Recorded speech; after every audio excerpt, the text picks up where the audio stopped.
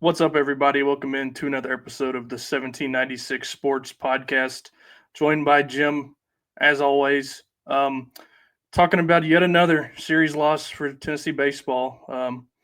Not what we had in mind when we talked to Billy last Monday, Jim, but you know, there's more of the same, just silly mistakes, letting people steal, not getting big hits in big situations. Um, but it was better because we didn't get run rolled in the third game, Mhm. but it's still obviously not good enough to take a series, which we haven't done now since middle of April. So where do we go from here, buddy? We were talking about it before we even started. I really don't know. I mean, we named four guys that we could say we're confident in when they're at the plate between Bargo, Keelan, um, Ensley, and Fisher. Uh, the other five are I don't even know. They didn't even play Reese Chapman on Sunday, Yeah. and he's one of those guys where you were kind of already on board of him being one of your guys. But I really want to talk about our pitching. Outside of Liam Doyle, Nate Snead, there's not really another guy. I mean, Coons, I'm confident in Tegan Coons. I feel like they take him out way too early every time he's out there because he was pitching fine on Sunday and boom, he's out of the game. But anyway, Marcus Phillips, I'm sorry. Like, kid's got amazing talent, great arm. But at this point, it wouldn't hurt trying someone else on Saturday. Yep. It's not even his pitching, dude. And everybody knows they steal 10 bags on this guy, and that's that. I mean, Tony's like you said. Tony said what he had to say about it because it's a problem. It really is. So I don't know. I don't know the fix, dude. I don't know if you got the fix, but if you know the fix, go ahead and tell Tony about it. Well, hell, I mean, I shaved. I'm wearing a different hat. Like I don't Did you know. shower? Yeah, yeah, of Okay, course. we're good. I shower, maybe twice Daily. a week. Oh, Just okay. kidding. Just kidding. Oh, Just kidding. okay. I said daily, but that's fine. That's fine. But I Hey, mean, I I'm not the superstitious type, but I know baseball players are. I'm sure they're trying different things in that aspect, but I really wouldn't want them to change the approach that got them to Tennessee. I mean, you got to be a good player to be recruited by Tony Vitello. But we when we were 20-0 and everything was all right, we were beating up on bad teams, and the freshmen looked good because they weren't playing in the SEC yet. I think a lot of us fell victim to that, hoping it was not going to miss a beat, relying on freshmen. Um, but really, since SEC play started, Clark and Marin and Abernathy have been just okay. I wouldn't say that they've been bad, but they've just been okay. I mean, and that's to be expected from freshmen, but that factors into the struggles the last few weeks. Like you said, the pitching outside of Doyle, it's just an adventure. I mean, even Snead. I know you mentioned him as one of the bright spots in the bullpen. I mean, he, you he watch is your mouth. he is the brightest spot in the bullpen, but he's still giving up some runs and not ideal spots this year. It's just frustrating because like I said to start, it feels like this weekend was better. They had a, Grimmer hit that ball dead center like 4 feet from ending the game. I mean, and then we go back to LSU. If it wasn't for errors, if it wasn't for errors these last 5 weeks, we would probably pick up 2 or 3 more wins. But that's just where the team is right now. But like I said, I don't want them to change the approach because the approach Yeah. has made you the winningest program these of the 2020s. But I just think they need to keep, and Tony said as much, they need to stay optimistic, keep the confidence because they can change immediately. Like, remember how last week we said, Jim, that since A&M beat us in Knoxville, it kind of switched the season around? Well, they just got swept by Missouri. That's how fast shit can change. Yeah. They're not sniffing the postseason now. Like, Which is nuts. it is. I mean, and Tennessee could go to Arkansas and sweep Arkansas easily. I 100% believe that. That Oh is yeah. absolutely in the cards, and just as much in the cards is us going there and getting our asses kicked in 3 games. So And not they need, hosting. Yeah, I mean, as of right now, I mentioned it before we started tonight, Jim, but we are still projected to be one of the final hosts. But that'll go away quickly if you lose to Arkansas and have a quick exit in Hoover. So we'll see how it goes. But what's your idea? Do you have? I know you said you didn't have any. Have you thought of one yet? I mean,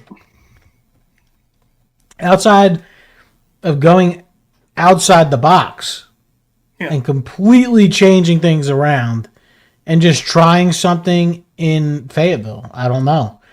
Between a starting pitcher, between the lineup itself, I really don't know what Tony. I mean, Tony's probably thought of everything. I mean, you got your Friday guy. Liam Doyle's the best pitcher in the country. You have the best pitcher in the country pitching on Friday. Mm-hmm. Saturday, Phillips has got the stuff. I said it. He's got stuff to. It's just you get on base. It's a free bag, 2 free bags. It's it turns into a circus when he's on in the stretch.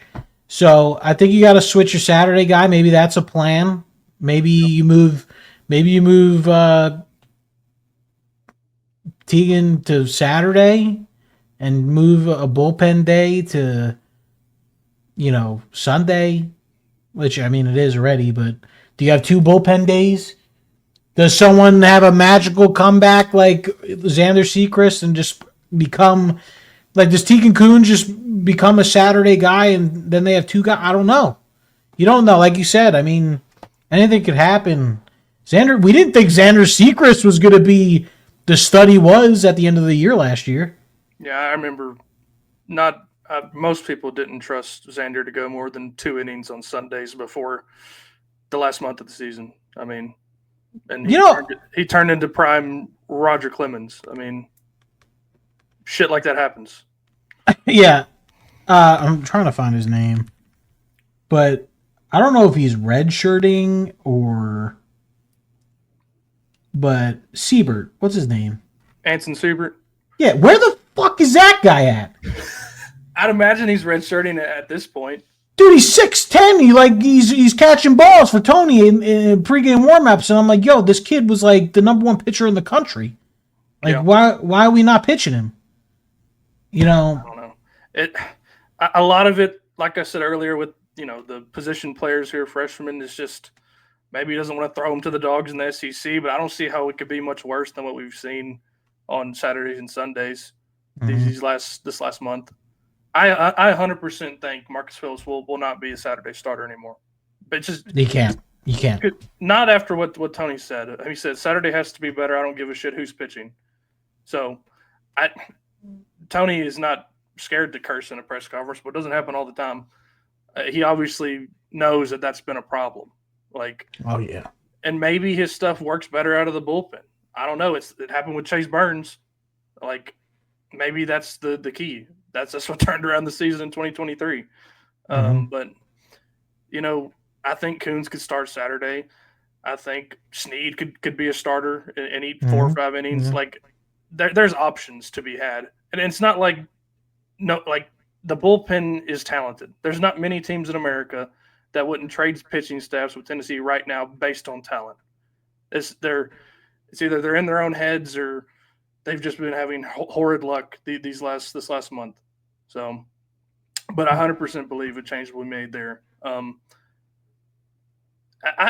want to hear what you think about this, because this guy on Twitter has been bumping his gums from SEC Unfiltered, talking about Tennessee should shut up until they start playing better baseball. It's talking about the scuffle after the game and the pimping home runs. As soon as Tennessee stops doing that, that's when I'll be worried. That's when I know that they don't give a shit, because that's what they've always been under Tony Vitello. And he was advocating for Fisher to get ear-holed the next time he comes to bat. Awesome.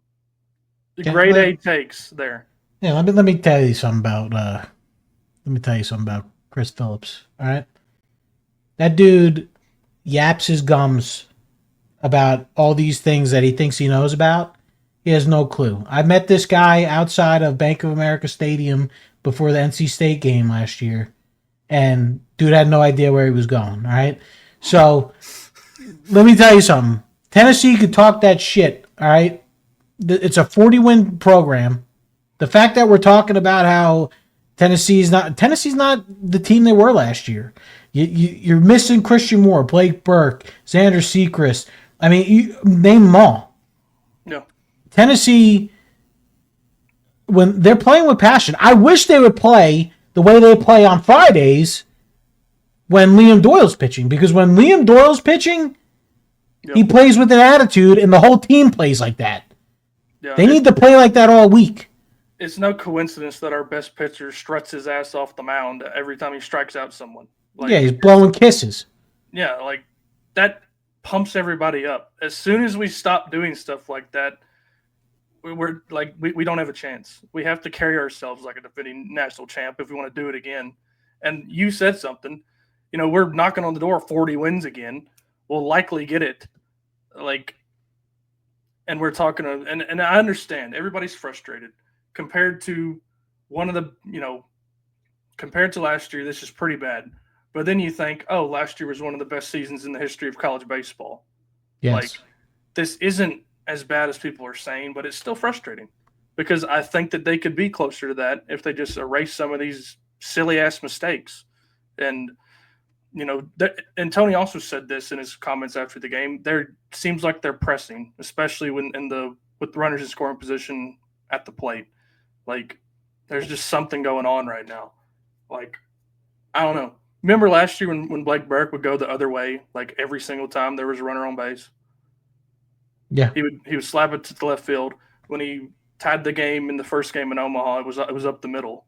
Like, all you have to do is put the ball in play. And I feel like people are just forgetting that right now.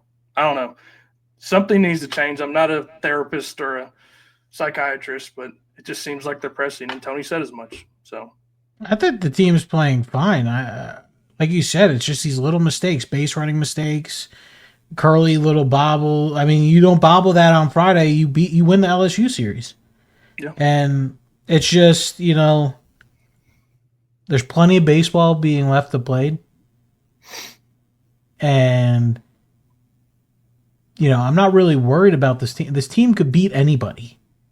It's just like you said, it's a mental thing. I don't know. It's just crazy. I don't know. I literally have no clue. I don't even know what the lineup should be. And we're 50 games into the season. We don't know what the lineup should be, and that's nuts to me. So, yeah, I mean, yesterday that lineup. I mean, we got 11 hits.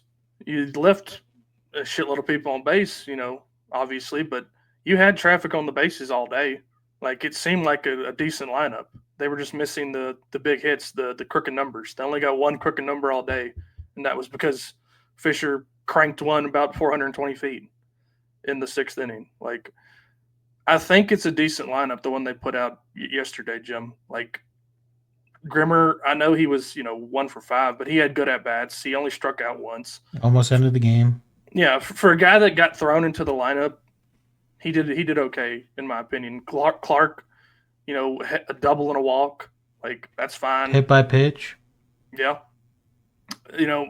It's just – I think 1 through 5 probably should stay the same. It's just they got to figure out the bottom of that lineup now. Yeah, well, I've still been. I think Jay Abernathy should be in the lineup, and I think he should be the leadoff guy. Not only because of his speed, but the kid is very disciplined at the plate. He gets on base, and that's his job. If it's a walk, a hit by pitch, like that's a leadoff's job. Obviously we had a unicorn in Christian Moore last year. Mm-hmm. To where he was just the best hitter that there was. I mean, but this team to me needs a guy like Abernathy to get on base. Then you have a guy Keelan at 2, Ensley in the 3, or Fisher in the 3, and then flip-flop those. I think Levi Clark should be in the lineup. I like Blake Grimmer. I mean, the kid looks like a stone cold killer at the plate. Yeah. But yeah, Tony knows this stuff. I mean, like I said, I think this team's fine. I think they're in a rough patch. I'd rather them get into that slump where they're in the slump now. And they've been playing better on the road. I'd rather go on the road at this point. Yeah, I tweeted that yesterday, Jim. First of all, being in an underdog role might help this team. You know, not being the hunted, you're going to somebody else's building and trying to play spoiler. Mm-hmm. Maybe that'll help. Outside of Liam Doyle, you really don't know what you're going to get from your pitchers. So maybe let's not be in our, admittedly smaller ballpark where Vanderbilt, who is not a power hitting team, hit a shitload of home runs this weekend. And finally, we did it 2 years ago. We made Omaha without playing a single game at home. Like it can be done. Like this isn't as big of a setback as people are thinking if they don't end up hosting. Given I want them to host, like don't get it twisted. Yeah, I'd be there. I'd rather them be at home than away because our crowd in the postseason gets nuts. But it's not the end of the world if they don't. We've seen them do it before, 2 years ago. It's not out of the realm of possibility for that to happen. And I would want to go, hopefully not somewhere in the South. Obviously, you're not going to be paired with an SEC team as a host, as a 2 seed. At least I wouldn't think so. I don't think they try to avoid that, but I don't want to go to Florida State. I don't want to go to Clemson. North Carolina. I don't want to. I hope they come to North Carolina because I'd be there. Yeah, you're right there. Billy was talking to me yesterday about it. Like he thinks that going to Corvallis to Oregon State would be good, and I'm like, sign me up. Just get us out of the South. Maybe a plane ride will give them a chance to gather their thoughts and have some type of ritual on the plane. I don't know, but like I said, I'd rather them host. But there's benefits to not hosting too when you really examine it. Yeah, I've been saying it. I think this team needs to play on the road. I think they could get. I think they could get past the regional. It's just, and hey, there's some regional teams that could be a problem. Mm-hmm. I mean, crap, we lost to ETSU this year, and there's better hitting teams than them. Yeah. When Austin P wins the Nashville Regional, we're having an emergency podcast with Bryce. I pray to God. After the shenanigans from this weekend, I hope Austin P plays Vanderbilt in a regional and knocks them out. I'd lose it. I would lose it. Yeah. I mean, and they for sure could do it. Yeah. Austin P scores the hell out of runs. I mean, that's another benefit of not hosting. You don't have to go through Austin P. But when we do get to a regional, wherever Tennessee ends up, Liam Doyle has to go on Saturday. Like, that's non-negotiable. You're either going to be playing to be up 2-0 or you're going to be playing to not be down 0-2, trying to save your season. So I've been saying it. I think Liam Doyle should be pitching on Saturday. Yeah.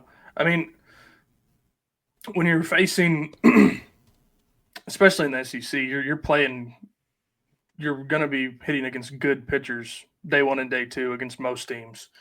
And when you have Doyle against the lesser pitcher, it gives you a better chance to win. I mean, it would be nice to finally win a game on Saturday for the first time in, hell, I don't even know.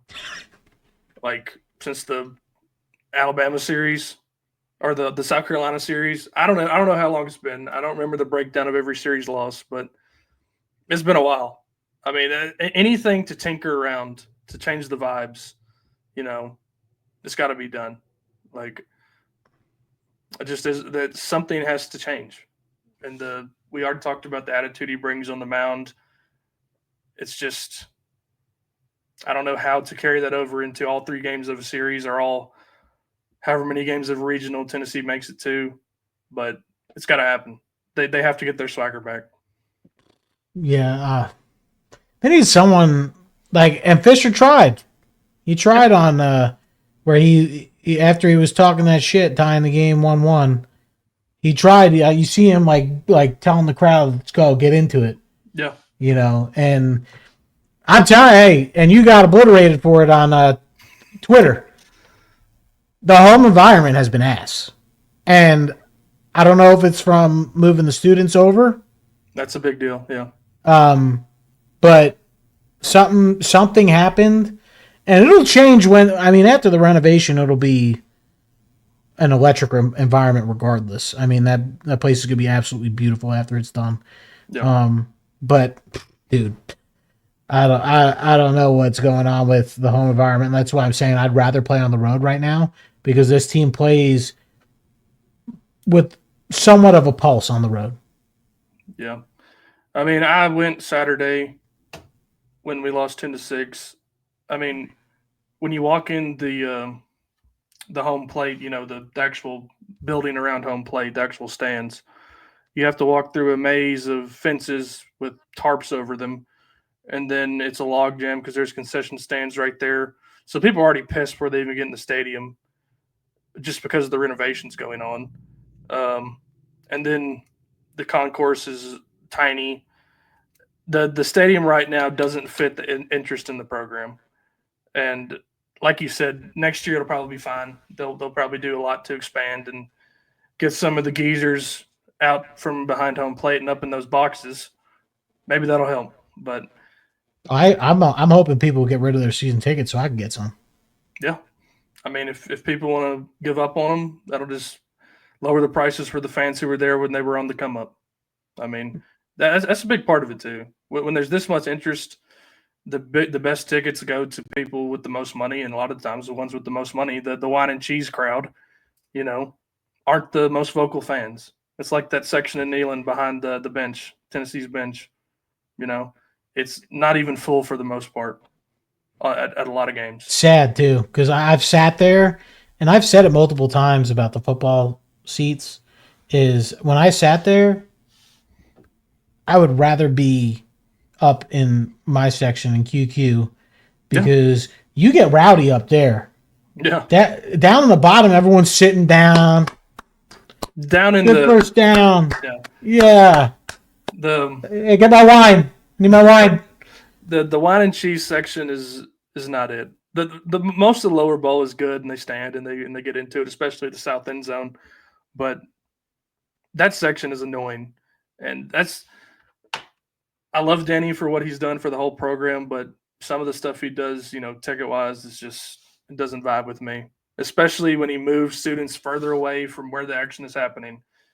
It's a detriment to your environment. It's not as good as it could be. And I know he's treating the ones who give him the most money the best, but for environment's sake, it's not the thing to do. And I Well, we think talked about that with basketball too. yeah, I it's the mean, same deal. It's the same deal. It's the exact same deal. Like moving that student section down there on the right field foul pole is, I mean, it's a slap in the face. and it's not even where the opponent's bullpen is. Like, at least move the bullpen, like switch bullpens so they can talk. Which I don't know why we don't do because the opposing team has this fantastic bullpen and Hidden from the crowd. Hidden from yeah, the crowd. and then Tennessee's under this like little umbrella if it's raining. It's like yo, get the fuck out of here. It's a slap in the face of the students because you want your students to be behind that dugout and pumping up the players. And we talked about it mainly with basketball. To me, it's really basketball football when it comes to the students, but basketball should be on top of the floor, making it as hostile as you can. But we'll never get that. We won't. Yeah. It's just the sad truth is money talks, and that's the directions Danny is going. And maybe that he's putting it back into the program. I'm sure he is trying to get the rosters as good as possible, facilities as good as possible. But for environment's sake, it is annoying as hell what he's done moving student sections around. If he ever tries to fuck with the student section in Neyland, I'm gonna have to come apart. He would lose them. That like if he moves students to the upper deck, like that he would like he would never hear the end of it because that's the corner there in the south end zone around the band where the students are is the heart of the stadium. It's the heart of the stadium. It always has been. If he ever moves that, he is going to get shit on, and rightly so. If he pulls the trifecta in all three big men's sports, he will never hear the end of it. And I hope he doesn't. I hope he has enough sense to not do that. But He's done it in the other two, so we'll just have to monitor that. Any more thoughts on this baseball team, Jim? Nope, I'm just ready for football season. Joey Aguilar has gotten on campus, I believe, as of today. Yeah. We'll see how that goes because I think hey, hot take. Don't clip this. No, nothing. Tennessee's winning 10 games. I think Joey Aguilar is going to be chip on his shoulder, Mister. I'm going to go take the. You know what? You want to trade? You want to trade me? Here you go. This is what you get. All right. 25-20 to 25-40. I will clip that, Jim. But yeah, I mean, I'm excited too. I'm glad he's finally done with all his classes at App State. I know it's the weirdest situation for a potential Tennessee starting quarterback that's ever been in. 4 months out from the season, less than 4 months now, and if he does win the job, he'll have done a lot of work to get it. Obviously, with learning the offense and everything. And you already mentioned the chip on the shoulder he will absolutely have, but it'll be interesting to see how that all goes down. But like you said, I'm glad he's finally on campus. Get him to town and get a playbook in his hand. Get him however many binders he needs because he's going to need to know it. Because even if he isn't the starter, he's going to need to be ready to play. Because I think I said it a few weeks ago. When you have 3 scholarship quarterbacks, you're 2 snaps away from playing the third string at any moment. So he's going to have to be ready either way. Get Mike Matthews, Braylon Staley on the phone. Get him. Everybody. Jake Merkslinger. I don't care. You be that team player. You get that guy learning. Yeah, I mean, after what happened, and I've been mulling this over. I think this might be one of the tightest quarterback rooms Tennessee's ever had because they watched their guy leave, this no doubt 100% starter leave for money.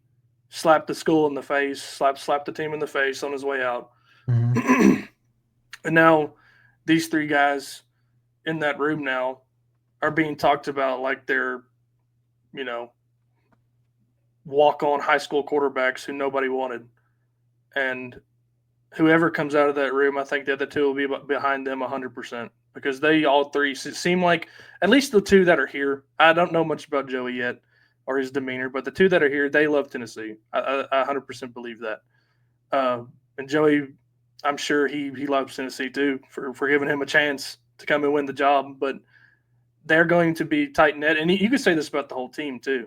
Like, after what happened, this team will not lack for motivation. I know Brent Hubbs said that a few weeks ago on one of the VolQuest podcasts. Like, they're not going to lack for wanting to go out there and show the country, like, this team is more than Nico Iamaleava. Like, it's going to happen. Oh yeah, and a lot of people don't realize. I mean, this team is going to be just as good as last year. The defense is going to be scary good. I think there'll be another top 10 defense just like last year. And you got all those young guys. Those young guys are talented. Braylon Staley, Mike Matthews. I mean, Kitzelman coming back. You probably got one of the nastiest secondaries in all of college football on Tennessee's roster.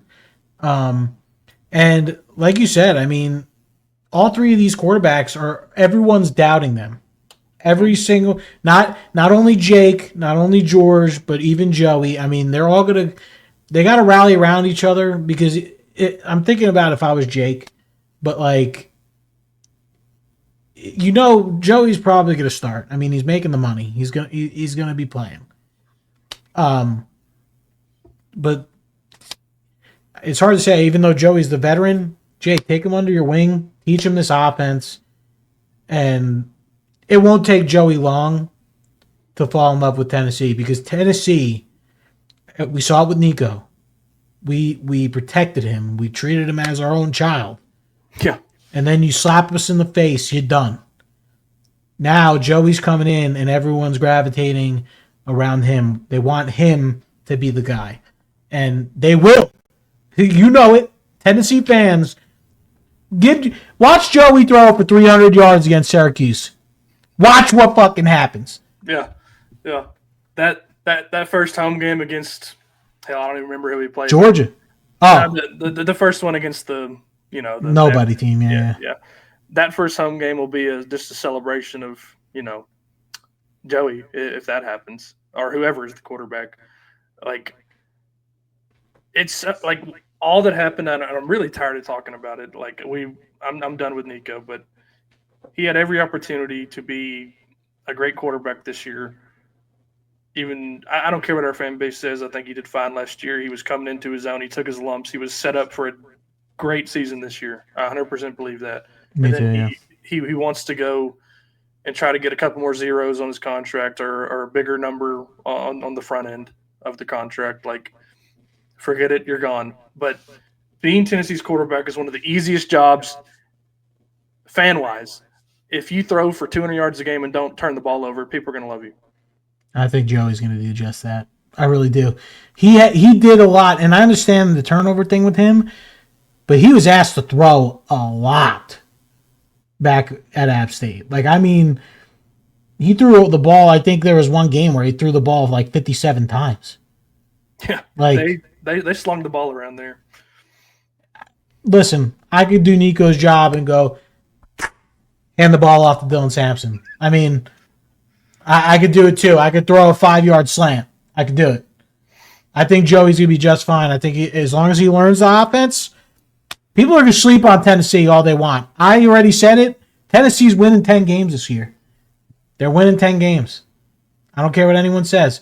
And all they have to do is win one of the three, in my opinion. Yeah. Win your home games, either win a Georgia game at home or win in Tuscaloosa or Gainesville, you win 10 games. That's all it takes, in my opinion. Yeah. One of the three. And avoid the what the hell just happened loss. Like Syracuse. I mean, that's a game where Yeah. that Syracuse is loading up with some talent, man. Syracuse is not going to be no slouch. I do think Tennessee wins by 2 touchdowns, but that's fine. Yeah. I was just about to say it sounds an awful lot like NC State last year. Yeah, well, NC State, we everyone thought that though. Yeah, the national people were like, "Oh, these guys got Justin Jolie and Kevin Concepcion, Grayson, Grayson McCall, and yeah, don't even know who he is now. Like, yeah, he retired because his offensive line was so damn bad. Like that's Casey Concepcion. They had yeah. I mean, at the end of the day, I think Tennessee will be okay in that game because it's just we're going to be more talented than Syracuse. That defense, man, it's going to ruin lives for people. Yeah. Any more thoughts tonight, man? Nope. I think baseball teams will be just fine. Football season is upon us. I mean, we're almost in the double digits, and we're almost there. We're getting real close. So, nope. We're like what 10 weeks from fall camp. It is not far whatsoever. By the way, and Tyreek King did announce that his decision or his he has shut down his recruitment. He is a full Tennessee Vol, which is huge. I think him. Oh man, if Faison Brandon would do that, I think. Last thing, quick. Does Faison Brandon start freshman year? I think he does. If we start Joey Aguilar this year, I would say yeah. Yeah, well, you got that, or because I think at that point, if you're going to do that, I think Jake would leave. Probably. But you're bringing that guy in. That guy, you start that guy. Yeah, I mean, I could see us going with George just because he has the year under his belt in the system. But I would like to see George get a shot. I mean, if I was the coach, I would probably give George the benefit of the doubt during that competition, just because he's, like I said, it would have a year under his belt in the system. But if Faison beats him out, he's clearly better. I mean, you got to go. You got to do what you got to do. That kid's a stud, dude. But if George stays, Faison ends up committing, Tennessee will be fine at quarterback next year. I 100% believe that. Oh, I agree. I think Tennessee's fine this year. Yeah.